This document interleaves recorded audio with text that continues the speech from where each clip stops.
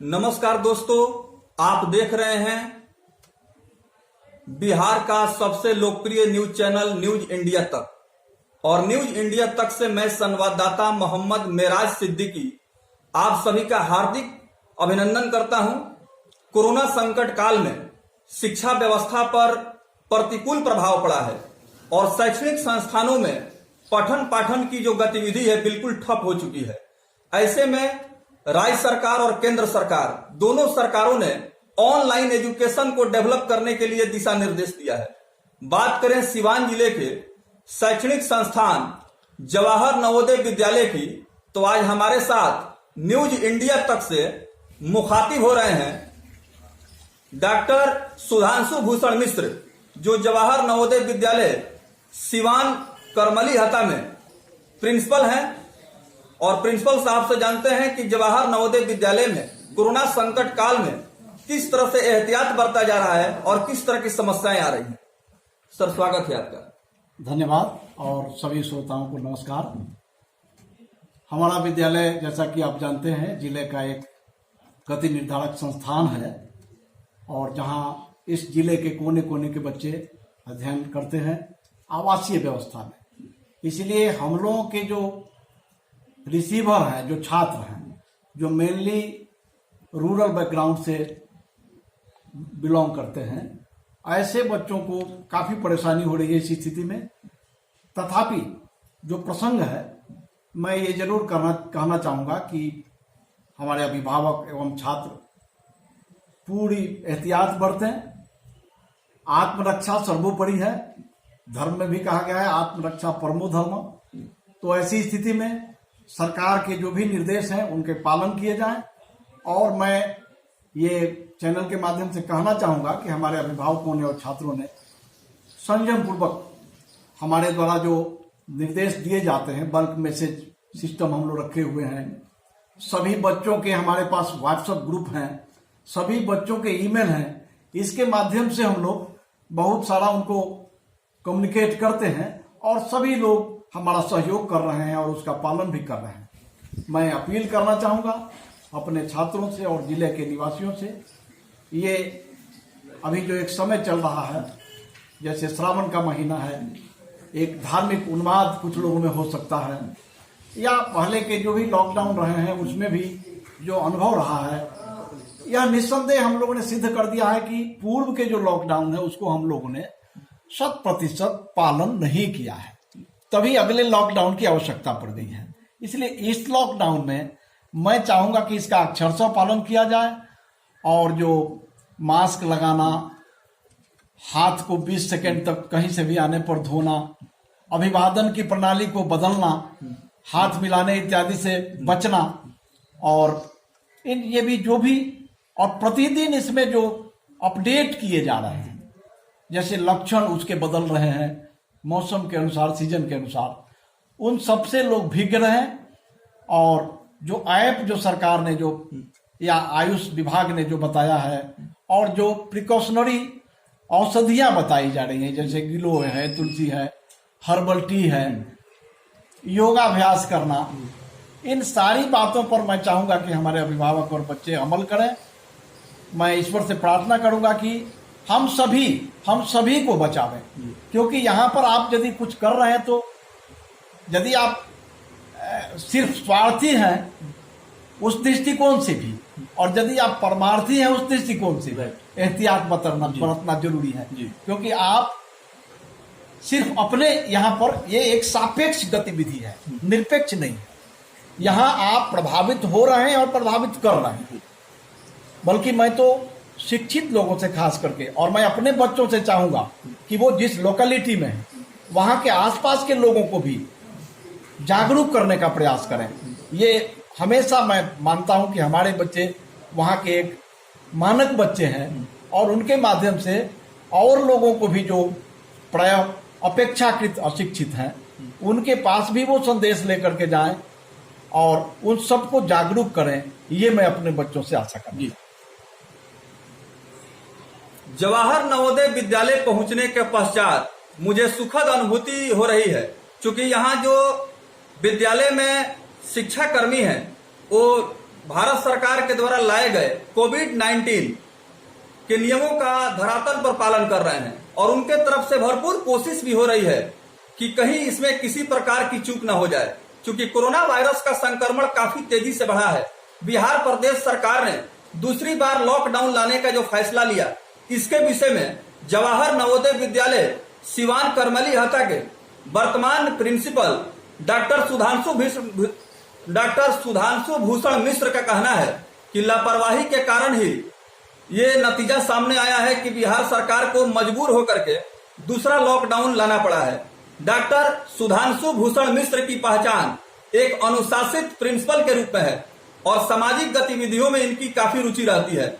जब यहाँ सिवान जिले में महेंद्र कुमार जिला पदाधिकारी थे, उस समय जवाहर नवोदय विद्यालय में अनेक सामाजिक जागृति से संबंधित कार्यक्रम का आयोजन किया गया और खुद जिला पदाधिकारी के द्वारा भी डॉक्टर सुधांशु भूषण मिश्र को सम्मानित किया गया, प्रेरित प्रोत्साहित किया गया और इनके कार्यों की प्रशंसा की गई थी। आज न्यूज इंडिया तक से मुखातिब हैं डॉक्टर सुधांशु भूषण मिश्र। अब हम जानते हैं कि डॉक्टर सुधांशु भूषण मिश्र अभिभावकों को और छात्र छात्राओं को कोरोना संकट से बचाव हेतु क्या संदेश देना चाहेंगे, क्योंकि वर्तमान समय में बच्चे यहाँ जवाहर नवोदय विद्यालय में मौजूद नहीं हैं, वे अपने अपने घरों को लौट गए हैं। क्या सब जैसा कि पूर्व में भी मैंने कहा, अपनी दिनचर्या को, क्योंकि इसमें सबसे अधिक बच्चों को जो है, जो प्रायः बाहर निकलना चाहते हैं, उन पर संयम वो नहीं रख पा रहे हैं इस स्थिति में। तो मैं सभी बच्चों से भी ये कहना चाहूँगा कि वो प्रतिदिन के अपनी दैनिक चर्या में कुछ बदलाव लावें और थोड़ी देर योगाभ्यास इत्यादि करें, संयमित आहार व्यवहार करें, लेकिन इसी बीच वे जो शैक्षणिक गतिविधि है उससे भी अपना लगाव बनाए रखें। यद्यपि ये एक चैलेंज है हमारे लिए कि ग्रामीण प्रतिभाशाली छात्र हमारे पास आते हैं और सबके पास हो सकता है उस तरह के डिवाइस नहीं होंगे, लेकिन इसके लिए बिल्कुल उनको निराश होने की भी जरूरत नहीं है। और यथाशक्य जो हमारे यहाँ से ऑनलाइन क्लासेज लिए जा रहे हैं, हम लोग उसमें जो सुप्रीम कोर्ट का और जो दूसरे जो डायरेक्शन है ड्यूरेशन का, उसका ख्याल रख रहे हैं। 50-50 मिनट की 2 घंटियों से ज़्यादा नहीं हो छोटे बच्चों के लिए। तो उस निर्देश के अंतर्गत हम लोग पालन कर रहे हैं और हमारे छात्र उससे जुड़ भी रहे हैं। लगभग 75% छात्र उससे जुड़ जा रहे हैं। लेकिन जो न भी जुड़ रहे हैं वे बिल्कुल चिंतित न हो, हम उनको टेक्स्ट मटेरियल जो है प्रोवाइड करेंगे। मैं आपके चैनल के माध्यम से बता दूं, सभी बच्चों को टेक्स्ट बुक हम लोगों ने उपलब्ध करा दिया है, ई टेक्स्ट बुक उपलब्ध करा दिया है। प्रतिदिन हम लोग उनको ई मटेरियल, स्टडी मटेरियल प्रोवाइड करवा रहे हैं और लाइव क्लासेज जो है हमारे बच्चे उसमें जुड़ रहे हैं और अहर्निश हमारे शिक्षक, कर्मठ शिक्षक उसमें लगे हुए हैं। मैं बच्चों को एक आदर्श प्रस्तुत करने की अपील करता हूं कि वे जिस भी क्षेत्र में है, खास करके अभी जो मौसम चल रहा है, थोड़ा सा वे वृक्षारोपण पर भी ध्यान दें। ये भी मैं चैनल के माध्यम से कहना चाहूँगा। यद्यपि हम लोग विद्यालय में होते थे, आपके चैनल ने भी हमारे वन महोत्सव को कवर किया था और जल जीवन हरियाली में भी आपने हमारा कवरेज किया था। तो मैं चाहूँगा कि जिस क्षेत्र में भी हमारे बच्चे हैं, ईच वन प्लांट 5 हमारा जो एक अभियान समिति का चल रहा है इस वर्ष, कि प्रत्येक व्यक्ति 5 पौधा कम से कम लगावें। तो चाहेंगे हम बच्चों से, अपील भी मैंने की थी कि वे जहां पर भी हैं इसका ख्याल भी रखें और लोगों के लिए एक प्रतीक बने। अगर हो सके तो अपने आसपास के लोगों को जाएं और सहायता करें एक दूसरे की। ये बहुत ही एक जरूरी है, मानवता की परीक्षा है ये कोरोना मेरे ख्याल से मानवता की परीक्षा है। इस परीक्षा में हमारे बच्चे खड़े उतरें और दूसरों को भी वो प्रेरित करें कि वे सभी लोग खड़ा उतरने का प्रयास करें। ये एक बहुत बड़ी चुनौती है पूरे विश्व के लिए। अब देखना यह है कि हम अपनी भूमिका उसमें किस स्तर तक निभा पाते हैं। एक शैक्षणिक संस्थान होने के नाते हमारे यहाँ जो आगंतुक हैं उनको ताप मापक यंत्र हम लोग लिए हुए हैं, स्टैंड सैनिटाइजर लिए हुए हैं, मास्क सभी को वितरित किए हुए हैं, ग्लव्स वगैरह हम लोग रखे हुए हैं। तमाम सावधानियां बरती जा रही हैं। बल्कि हमारे विद्यालय में मैं बता दूं चैनल के माध्यम से, क्लास 6 का एडमिशन अभी चल रहा है। हमने सारे बच्चों को मैसेज किया कि जो भी चुने हुए हैं, जो नामांकन के इच्छुक हैं, वे अपने जो डॉक्यूमेंट्स हैं उसका स्कैन कॉपी एक अलग से एक मेल बना दिया गया है, उस मेल पर वे लोग डाल दें। और मुझे प्रसन्नता हो रही है कि सभी बच्चों ने प्रायः अपने डॉक्यूमेंट्स सॉफ्ट कॉपी के रूप में हमारे पास डाल दिए हैं और ऑनलाइन ही नामांकन की प्रक्रिया लगभग पूरी हो चुकी है। ये पहली बार हमारे विद्यालय में हो रहा है और 80 छात्रों का भी इस साल नामांकन फिर से हुआ है। आपको पता हो, इसके पहले सिर्फ 40 छात्रों का ही नामांकन होता था। जी, मैं आपसे जानना चाहूंगा कि ऑनलाइन शिक्षा कितना प्रभावशाली है। ऑनलाइन शिक्षा लगभग 70% प्रभावशाली है। मैं ये भी बता दूं कि जो बच्चे उस समय अटेंड नहीं कर पा रहे हैं, जैसे कि देखा जा रहा है कि ग्रामीण क्षेत्रों में, जैसे आपने बतलाया कि ग्रामीण क्षेत्र से बच्चे आते हैं, जी, तो कहीं ना कहीं जो है उनके पास स्मार्टफोन वगैरह की कमी हो सकती है। कमी तो है। उस अवस्था में फिर वो बच्चे ऑनलाइन की शिक्षा नहीं ले पाएंगे। ये एक और तो आप क्या कहना चाहेंगे इस विषय? जी, ये एक NIOS के द्वारा एक स्वयं प्रभा एक चैनल है, उसमें अथवा NCERT के माध्यम से भी ऑनलाइन मटेरियल्स अवेलेबल है। और जिसके पास कम से कम एक टीवी है, वो स्वयं प्रभा के माध्यम से, चैनलों के माध्यम से प्रतिदिन पढ़ाई जा रही है। हमारे टीचर भी उसमें कंट्रीब्यूट कर रहे हैं। स्वयं प्रभा NIOS के द्वारा चलाया जा रहा है और उससे भी बच्चे ले सकते हैं। और सबसे बड़ी बात कि जो भी मटेरियल हम लोग दे रहे हैं उसको, जो भी मटेरियल्स हम लोग ऑनलाइन पढ़ा रहे हैं, जो बच्चे लाइव क्लास में जुड़ गए तो जुड़ गया, नहीं जुड़े उनको भी चिंतित होने की आवश्यकता नहीं है। उसी मटेरियल को फिर से हम लोग हार्ड बना करके बच्चों को उपलब्ध करा पा रहे हैं। अब जैसे कई परिवार हैं जिसमें एक ही स्मार्टफोन है, 3-4 बच्चे हैं, तो कोई एक बच्चा कभी पढ़ रहा है उनका, कोई एक बच्चा हमारे क्लास से जुड़ा हुआ है, तो उनके लिए हम लोग ये प्रोवाइड करवा रहे हैं कि उसी मटेरियल को ऐसी बना करके भी प्रोवाइड कर रहे हैं कि वो जब चाहे उसको देख सकते हैं यूट्यूब के माध्यम से, या टेक्स्ट मैसेज हम लोगों ने कर दिया है। तो वो तमाम चीजें हम लोग कर रहे हैं। तथापि अगर स्मार्टफोन का अभाव हो तो भी बच्चा ऑनलाइन शिक्षा ले सकता है, अलग माध्यम से ले सकता है यूट्यूब। अच्छा, हमने इसका एक डाटा भी कलेक्ट किया है, कितने बच्चों के पास वो है या नहीं है, और हम लोगों ने इसको परस्यू किया है अपने सुपीरियर्स से, हमारे जो उच्चाधिकारी हैं। और हम लोगों की ऑनलाइन प्रिंसिपल कॉन्फ्रेंस भी हुई है। हमारे कमिश्नर साहब ने भी ऐसा कहा है कि ऐसे बच्चों की एक सूची बनाई जा रही है, और यदि ये प्रोलॉन्ग करता है, विलंबित होता है ये, तो हम लोग प्रयास करेंगे कि उन बच्चों को कुछ उस तरह के फोन भी प्रोवाइड किए जाएं। ऐसी भी एक व्यवस्था हम लोग सोच रहे हैं, वैकल्पिक व्यवस्था। प्रधानाचार्य महोदय, अभी आपने कहा कि बच्चे का नामांकन हो रहा है जी, और इसकी सूचना जो है ऑनलाइन के माध्यम से बच्चों तक पहुंचाई जा चुकी है जी। ये ऐसा नहीं लग रहा है कि अगर अभी एडमिशन होता है बच्चों का तो उनका सेशन लेट होगा?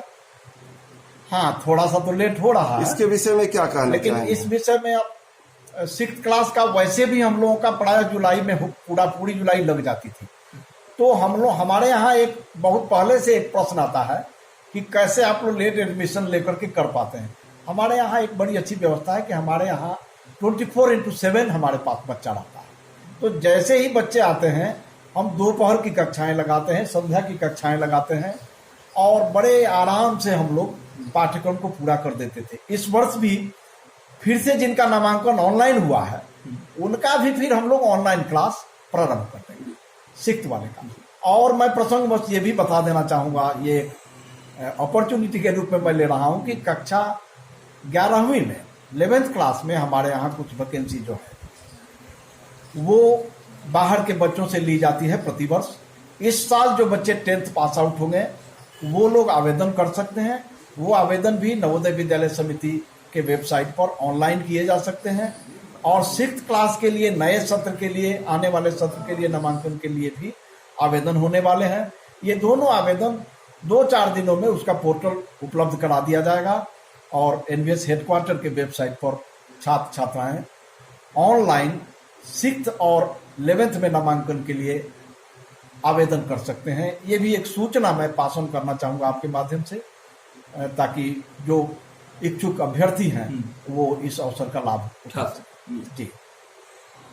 न्यूज इंडिया तक से मुखातिब थे जवाहर नवोदय विद्यालय के प्रिंसिपल डॉक्टर सुधांशु भूषण मिश्र, जो कोरोना वायरस के संक्रमण के बाद छात्र छात्राओं के जिंदगी के ऊपर जो प्रतिकूल प्रभाव पड़ा है और जिस प्रकार से चुनौतियां और समस्याएं सामने आ रही हैं, इसके निराकरण के संदर्भ में अपना आत्मविश्वास से भरा हुआ विचार व्यक्त कर रहे थे। उम्मीद करते हैं छात्र छात्राओं और अभिभावकों तक डॉक्टर सुधांशु भूषण मिश्र का सकारात्मक संदेश निश्चित रूप से न्यूज इंडिया तक चलाए जा रहे सामाजिक जन जागरूकता अभियान कार्यक्रम के माध्यम से पहुंचेगा और छात्र छात्राओं को डॉक्टर सुधांशु भूषण मिश्र ने प्रेरित किया है, प्रोत्साहित किया है, उनकी हौसला अफजाई की गई है कि कोरोना संकट काल में आपको घबराने की आवश्यकता नहीं है। पूरा विश्व कोरोना वायरस के संक्रमण से जूझ रहा है। ऐसे में लापरवाही बिल्कुल न किया जाए, सावधानी बरता जाए और बचाव ही इसका बेहतर रोकथाम का उपाय है। उम्मीद करते हैं डॉक्टर सुधांशु भूषण मिश्र प्रिंसिपल जवाहर नवोदय विद्यालय सिवान के द्वारा दिए गए सकारात्मक संदेश से छात्र छात्राओं में नई ऊर्जा की संचार होगी और अभिभावकों को भी काफी इसमें सुविधा मिल पाएगी और जो नया संदेश इनके द्वारा पास आउट हुआ है, निश्चित रूप से इसका लोगों में अनुपालन होगा कोरोना वायरस को लेकर के। और साथ ही साथ जो सेशन लेट हुआ है उसके संदर्भ में इन्होंने अपना जो विचार रखा है उससे भी छात्र छात्राएं अभिभावक अवगत हो जाएंगे और निश्चित रूप से वैश्विक महामारी कोरोना वायरस पर हम विजय प्राप्त कर लेंगे। सर बहुत बहुत धन्यवाद।